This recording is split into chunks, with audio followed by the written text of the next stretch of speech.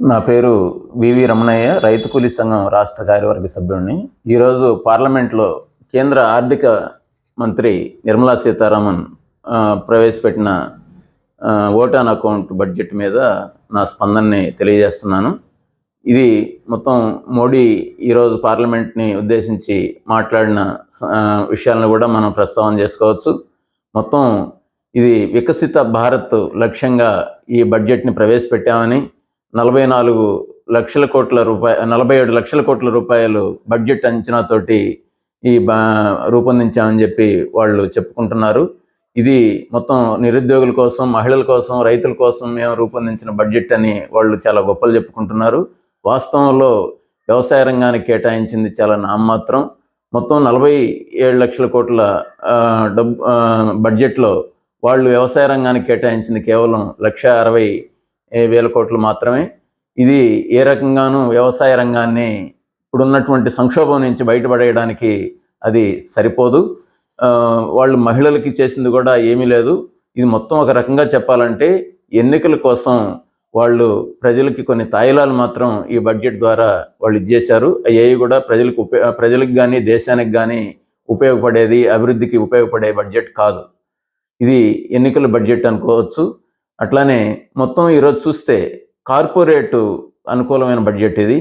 Corporate కంపెనీలు వాళ్ళు corporate పన్నుని 30% నుంచి 22% తగ్గించారు. అంటే కార్పొరేట్లకి మేలు చేసే విధంగా వాళ్ళు పన్నుని రాయితీ ఇచ్చారు. ఈ దేశంలో సామాన్యులకి, మధ్యతరగతి ప్రజలకి వాళ్ళు ఏ రకంగానూ ఈ బడ్జెట్లో ఊరటిచ్చినటువంటి పరిస్థితి లేదు. మనం చూస్తే రైల్వే రంగానికి మేము చాలా మేలు చేసాము ఈ బడ్జెట్ ద్వారా అని చెప్పారు వాళ్ళు. రైల్వే రంగంలో కూడా వాళ్ళు వందే భారత్ రైళ్ళని మరింతగా పెంచుతామని చెప్పారు. కనుక ఉన్న సాధారణ ప్రజలు తిరిగే ప్యాసింజర్ రైళ్ళను కానీ, అట్లానే ఈరోజు ఎక్స్ప్రెస్ రైళ్ళని అన్నిటిని కూడా రద్దు చేశారు. అనేక రైల్వే స్టేషన్లని మూతేసేశారు. ఈరోజు సాధారణ ట్రైన్లు ప్యాసింజర్ రైళ్ళలో తిరిగే ఛార్జీలన్నింటినీ కూడా ఈరోజు ఎక్స్ప్రెస్ ఛార్జీలుగా పెంచేశారు. ఏ రకంగానూ ట్రైన్లని సామాన్యుడు ప్రయాణం చేయడానికి, ప్రజా రవాణాకి వీలు లేకుండా ఈరోజు ట్రైన్లను రద్దు చేసి పడేసి వందే భారత్ రైళ్ళని పెంచుతామని చెప్పడం ఎవరి ప్రయోజనాల కోసం? అది చూసినప్పుడు ఈ దేశంలో వాళ్ళు రైల్వేకి ఇచ్చినటువంటి బడ్జెట్ కూడా సామాన్యుల కోసం ఇచ్చింది కాదు. రైళ్లను పునరుద్ధరించడానికి వాళ్ళు ఎటువంటి చర్యలు ఈ బడ్జెట్లో తీసుకోలేదు. అదేవిధంగా ఒక పక్క ఎయిర్పోర్ట్లన్నింటినీ కూడా అదానీకి కట్టబెడుతూ ఉన్నారు. మళ్ళీ మేము కొత్తగా 1000 విమానాలు కొంటామని చెప్పేసి ఎయిర్పోర్ట్లని పెద్ద సంఖ్యలో ఈరోజు విస్తరింపజేస్తామని చెప్పి వాళ్ళు చెప్తున్నారు. కొత్త ఎయిర్పోర్ట్లు మేము అభివృద్ధి చేస్తామని చెప్తున్నారు. కనుక ఇవన్నీ ఎవరి కోసం? రేపు ఈ ఎయిర్పోర్ట్లను అభివృద్ధి చేసి అదానీకి కట్టబెట్టడం అంటే ప్రభుత్వ సొమ్ముతోటి అభివృద్ధి చేయడం, అదానీ లాంటి వాళ్ళకి దారాదత్తం చేయడం అనేది మోడీ విధానంగా ఉంది. మనం ఇప్పటికే చూస్తూ ఉన్నాం. ఈ బడ్జెట్లో కూడా వాళ్ళు కొత్త ఎయిర్పోర్ట్లను రూపొందించడం కూడా కేవలం మోడీ అదానీ ప్రయోజనాలు నెరవేర్చడానికే తప్ప ఈ దేశంలో ప్రజల కోసం చేసింది కాదనేది మనకు అర్థమవుతుంది. అట్లానే నిరుద్యోగ సమస్యకు కానీ, పేదరికానికి కానీ వాళ్ళు తీసుకున్న చర్యలేమీ ఈ బడ్జెట్లో లేవు. ఉన్నటువంటి మేము నిరుద్యోగుల కోసమే ఈ బడ్జెట్ని రూపొందించామని చెప్తున్నటువంటి వీళ్ళు ఉన్నటువంటి పరిశ్రమలన్నింటినీ, ప్రభుత్వ రంగ పరిశ్రమలన్నింటినీ మూతేస్తూ ఉన్నారు. మన రాష్ట్రంలో ఉన్నటువంటి విశాఖ స్టీల్ ప్లాంట్ని ఈరోజు కారుచౌకగా అమ్మేయాలని చూస్తున్నారు. మరి ఏ రకంగానూ వీళ్ళు నిరుద్యోగులకి ఉపాధి కల్పించే చర్యలేవి కూడా ఈ బడ్జెట్లో తీసుకోవట్లేదు అనేది స్పష్టంగా కనపడతా ఉంది. మరి ఈ ఉన్నటువంటి ఈ ప్రభుత్వ రంగ సంస్థల్ని నిలబెడతామని చెప్పేసి ఏ హామీ కూడా ఈ బడ్జెట్లో ఇవ్వలేదు వాళ్ళు.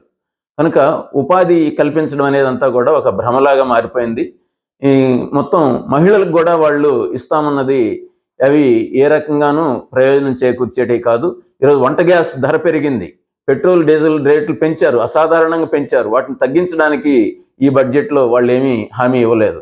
కనుక ఏ రకంగా చూసుకున్నప్పటికి కూడా సామాన్యులకి, ఈ దేశంలో పేదవాళ్ళకి, మధ్యతరగతి వాళ్ళకి, మొత్తం ఓవరాల్గా దేశం మొత్తం అభివృద్ధి చెందడానికి తీసుకున్న చర్యలేవి కూడా ఈ బడ్జెట్లో లేవనేది మనకి స్పష్టంగా కనపడతా ఉంది. ఇది కార్పొరేట్ అనుకూలం. ఈరోజు పెద్ద పెద్ద వాళ్ళు తిరగడానికి వీలుగా వందే భారత్ రైళ్ళని వాళ్ళు పెంచుతున్నారు. వాళ్ళ కార్పొరేట్ శక్తులకు పన్నురాయితీ ఇచ్చారు. అట్లా చూసుకున్నప్పుడు మొత్తంగా ఇది కార్పొరేట్ అనుకూల బడ్జెట్. ఎన్నికల కోసం కార్పొరేట్ శక్తుల్ని వాళ్ళు మొత్తం రేపు ఎన్నికల్లో పెట్టుబడులు పెట్టి పెద్ద ఎత్తున విరాళాలు ఇచ్చి బీజేపీకి ఎన్నికల్లో వాళ్ళు ప్రచారం చేయడానికి, తిరిగి మోడీని గెలిపించడానికి వీలుగా కార్పొరేట్ శక్తుల్ని వాళ్ళకి రాయితీలు ఇచ్చారు, వాళ్ళని నిలబెట్టుకునే చర్యలు తీసుకున్నారు తప్ప సామాన్యులకు వీళ్ళు ఈ బడ్జెట్ ద్వారా చేసింది ఏమీ లేదనేది మేము అభిప్రాయపడతా ఉన్నాం. ఈరోజు ప్రవేశపెట్టిన బడ్జెట్లో వ్యవసాయ రంగానికి సంబంధించి మేము పిఎం కిసాన్ని ఇచ్చాము, నిధిని పెంచామని చెప్పి చెప్తున్నారు. 6,000ని 9,000 చేశామని చెప్తున్నారు. నిజానికి ఈరోజు పిఎం కిసాన్ లబ్ధిదారుల సంఖ్య తక్కువే ఉంది వాస్తవంలో.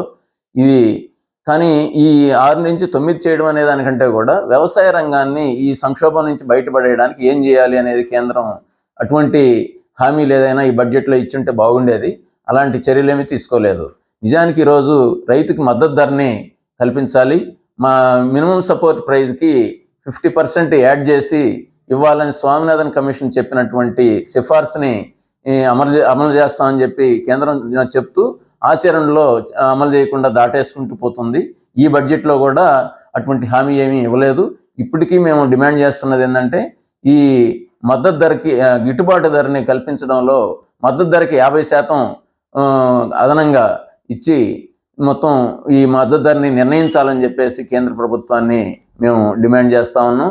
అట్లానే ఈరోజు మొత్తం పెట్టుబడులు అసాధారణంగా పెరుగుతున్నాయి. వ్యవసాయానికి మొత్తం ఎరువుల ధరలు, రసాయనిక ఎరువుల ధరలు, పురుగు మందుల ధరలు పెరుగుతూ ఉన్నాయి.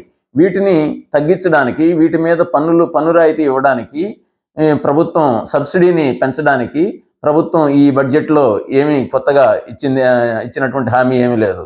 గతంలో ఇస్తున్న విధంగానే వాళ్ళు కేటాయింపులు చేశారు తప్ప అదనంగా ఈ ధరలు నియంత్రించడానికి, పన్ను రాయితీ ఇవ్వడం కానీ, సబ్సిడీని పెంచడానికి ఎటువంటి చర్యలు తీసుకోలేదనేది స్పష్టమవుతా ఉంది.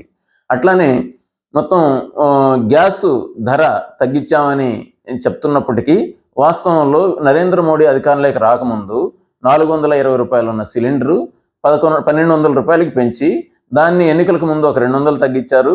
మళ్ళీ ఇప్పుడు ఎన్నికలకు ముందు కొంత తగ్గించారు తప్ప వాస్తవంలో బయట ఉన్నటువంటి ముడి చమురు ధరలతో పోలిస్తే ఈ రేట్లు ఎక్కువేనని చెప్పాలి.